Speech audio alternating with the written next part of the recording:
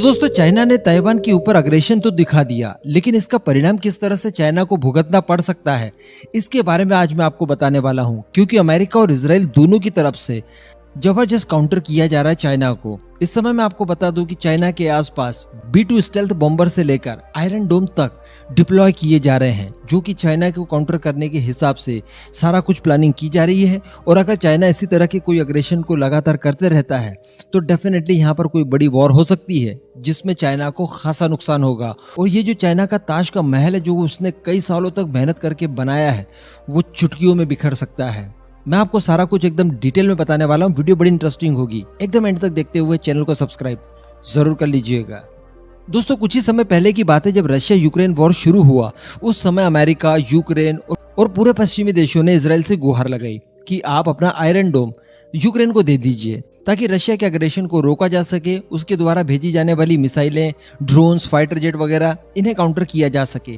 लेकिन इजराइल ने वहां पर रशिया के साथ अच्छी रिलेशनशिप मेंटेन करने के लिए ये सब नहीं किया और अपना आयरन डोम देने से इनकार कर दिया। लेकिन अगर बात चाइना की आ जाती है, तो चाइना के लिए तो इजराइल भी बड़ा आग बबूला हो रखा है। अभी कुछ ही दिन पहले की बात है, बिल्कुल लास्ट सप्ताह की बात है, खबर निकल कर आई थी कि चाइना इजराइल के सबसे बड़े दुश्मनों में से एक यानी सीरिया में $135 बिलियन से भी ज्यादा का इन्वेस्टमेंट करने वाला है।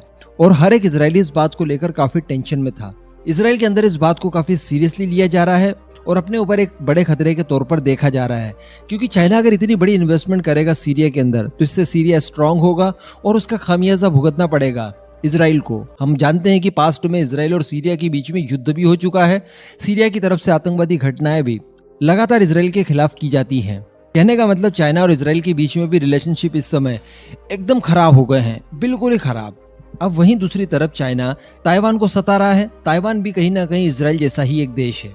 जिस तरह से इजराइल कई सारे बड़े बड़े दुश्मनों से घिरा हुआ है और काफी दशकों तक वो परेशान रहा था, ठीक इसी तरह की कंडीशन ताइवान की भी दिखाई दे रही है। वैसे इजराइल ने अपने आप को काफी मजबूत किया और अपने सारे दुश्मनों को कई बार हराया, लेकिन ताइवान के अंदर शायद इतनी कैपेबिलिटी नहीं है। अभी दरअसल खबर निकल कर आ रही है कि अमेरिका की तरफ से उसके स्टेल्थ बॉम्बर, जिन्हें कि दुनिया में सबसे खतरनाक बॉम्बर माना जाता है, कहीं पर भी कोई कॉन्फ्लिक्ट होता है जिसमें अमेरिका का इंटरफेरेंस होता है, आपने नोटिस किया होगा कि सबसे पहले B-2 बॉम्बर ही जाते हैं।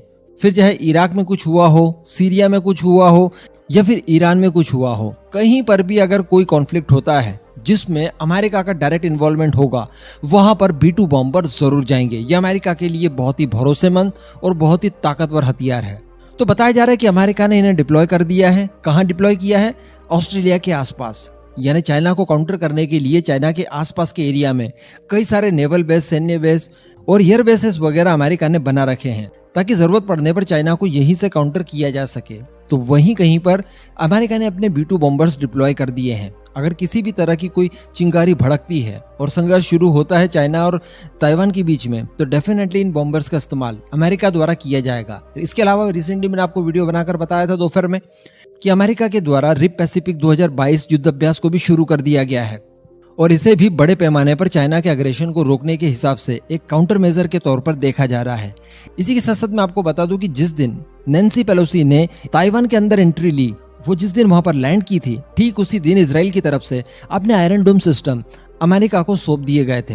मैं आपको बता दूं कि अमेरिका का ये दूसरा डेमोन्स्ट्रेशन था आयरन डोम को लेकर। एक डेमोन्स्ट्रेशन इससे पहले हुआ था 2022 में और ये दूसरी बैटरी इसकी डेमोन्स्ट्रेट की गई थी अमेरिकन ट्रूप्स के द्वारा।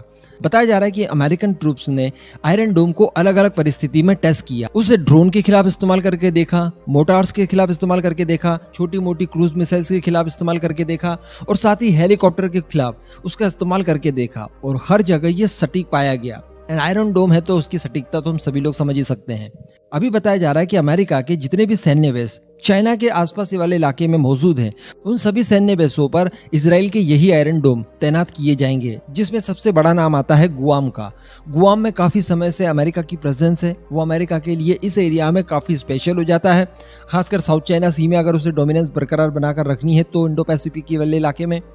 तो गुआम में भी इसका डिप्लॉयमेंट किया जाएगा, ताकि अगर युद्ध की परिस्थिति में चाइना ये चाहे कि अमेरिका की जितने भी सैन्य बेस वगैरह हैं आजू बाजू के इलाकों में, उन सभी को डिस्ट्रॉय कर दिया जाए युद्ध शुरू होने से पहले ही, उनसे अपने सैन्य बेस वगैरह को बचाया जा सके। इसलिए आयरन डोम की बैटरीज यहाँ पर तैनात की जाएंगी।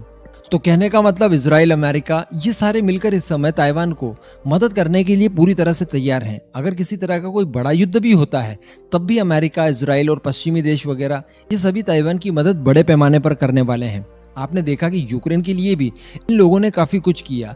डायरेक्टली युद्ध में नहीं आए ठीक है, लेकिन बाकी हर तरह की मदद, खासकर हथियारों और पैसों से संबंधित ये मदद लगातार यूक्रेन को दी गई। और यही कारण है कि आज तक रशिया जैसे सुपर पावर देश के सामने यूक्रेन जैसा छोटा सा देश टिका हुआ है। अब अगर बात की जाए ताइवान की, तो ताइवान तो यूक्रेन से ज्यादा इन देशों के लिए इंपॉर्टेंट है, तो हर हाल में उसकी मदद करने के लिए ये लोग प्रतिबद्ध हैं। और अच्छी बात है, जितने इकट्ठा होंगे उतना बेटर होगा। साथ में जापान, साउथ कोरिया, भारत ये देश हैं वो अलग। इस पूरे मुद्दे पर दोस्तों आपका क्या मानना है नीचे कमेंट करके जरूर बताइएगा।